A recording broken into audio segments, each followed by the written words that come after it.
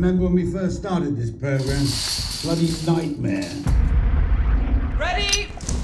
You know the drill? Be your turn again soon enough.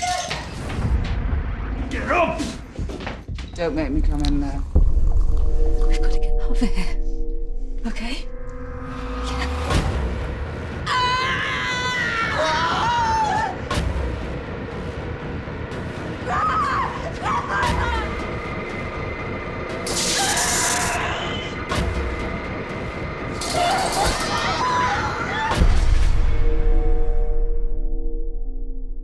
We're here now with Melanie Light, the director of the Herder film. We've just seen very harsh, harrowing film, kind of putting the message across about the dairy industry, and it was described to us as the first vegan feminist horror movie.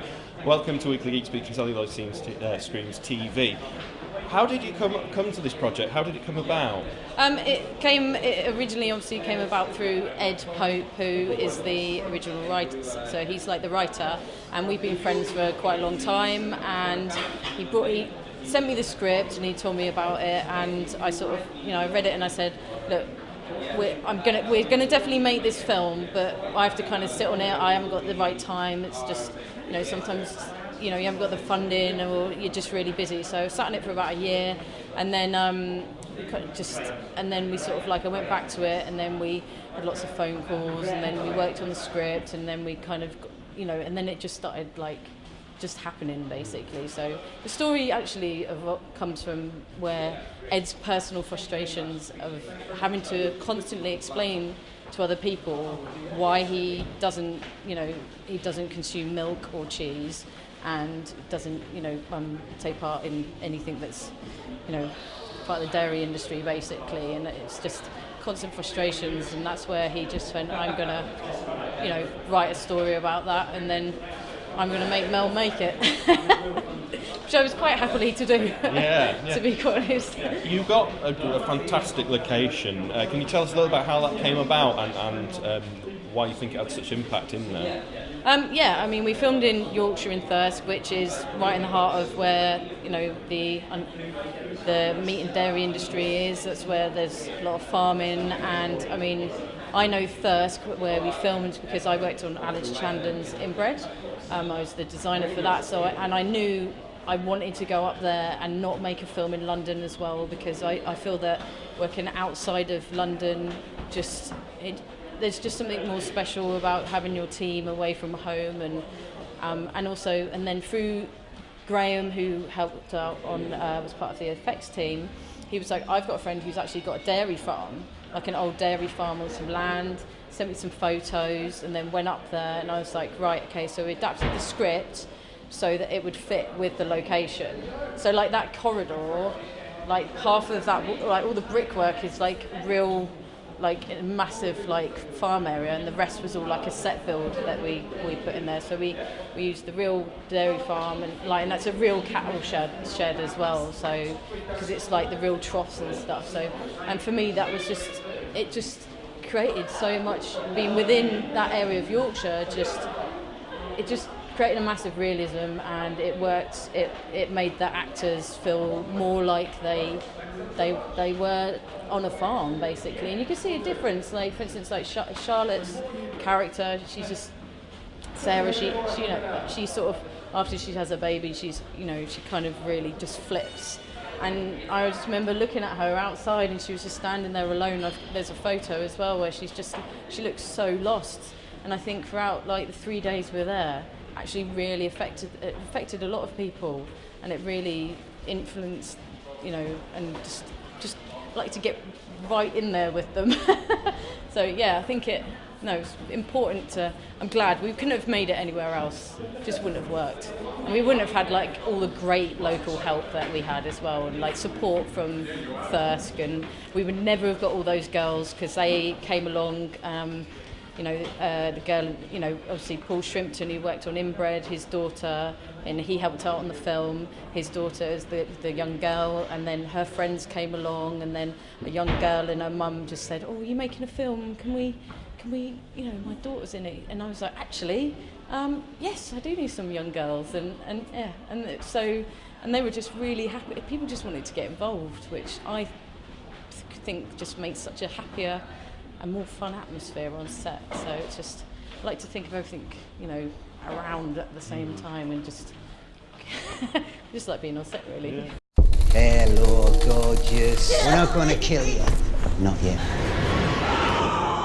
Unfortunately, that everything that does happen in there happens to dairy cows every single day all over the whole entire world. So to have like a story of a horror that already exists, then you know what you can and can't, what's already happening, basically. And that you've already got that there, but then obviously, like, if you're in this small space on a farm and in cages, and sometimes I was like, I had some friends that come up and it's just like, no, you can just stay in the cage, you're not coming out, you can just, and plus, like, I always find, like, just sort of whispering little things to people, and just, there was, and like Dylan, who played our major bad guy, like, who's actually a really nice guy, we spoke a lot about how to just get in there, just go dark, just like go all the way, just don't give a fuck about them. You hate them. You don't care about these women. You don't care. You don't like this job. You don't like this woman who's like telling you what to do at work all the time. You should be doing what she's done. So, when you really tap into that sort of thing, and you just take everyone aside and you have like a little moment with them, and I sent emails, and I also sent like little videos and links and stuff prior to the shoot to try and get into people's psychosis. I think, and then we all work together, and then everyone bounces off each other as well. So, and plus, like, when you're doing a low budget shoot and time's against you, that creates another sort of like so you've got that going on, and just a hot sunny day outside, and then we're in this miserable space trying to force somebody to look like they're having a baby and then kill their baby. So it's just, we're quite good at being stressed and tense, but then you go outside and everyone's like, hey, out in the sun, having like, and then as soon as they got back in, it was just like, and then it's just like, oh, let's get out of it. I don't know, I'm just really good at stressing everyone out in a good way. I think as well, watching it, as horrible as the film is, the end credits even more backs that up to because of the reality of it. Mm-hmm. Is this something you always wanted to put in afterwards, or is it just something that came about? I'm not sure. I can't properly remember, to be quite honest, but I knew that I wanted to do something I wanted to do a really big title credit sequence, and I was like, and I wanted like a montage, but I knew that if you put it at the beginning, it would have just fucked it all up, basically. So it's like, put it at the end, and then that's where people can make that connection, because the whole point is trying to help people to understand the connection between species.